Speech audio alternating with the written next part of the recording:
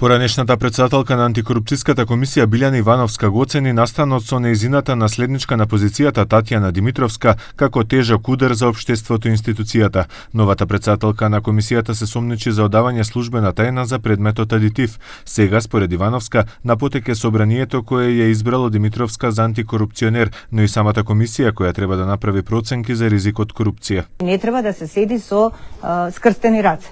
И прво и основно е дека претседателката мора поднајдно да се поднесе оставка, затоа што на овој начин се уште ја инфицира институцијата. Значи треба да се тргне за да може институцијата слободно да се чисти. Поранешниот антикорупционер Владо Ѓоргиев смета дека случајот со Димитровска влијае на имиџот и угледот на комисијата во јавноста. Според него комисијата во моментов е на раб да ја изгуби довербата и очекува ова да влијае и на бројот на поднесени пријави од страна на граѓаните. Сепак Ѓоргиев вели дека одговорноста е индивидуална.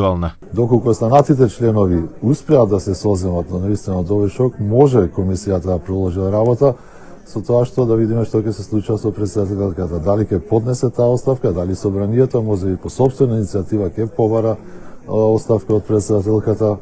Димитровска заврши со одземен пасош и забрана за вршење на функцијата за што се сомничи дека спротивно на законите му одавала податоци на осомничен во случајот адитив за набавка на мазут. Веднаш потоа од комисијата соопштија дека ќе продолжат редовно да функционираат и ќе соработуваат со надлежните органи.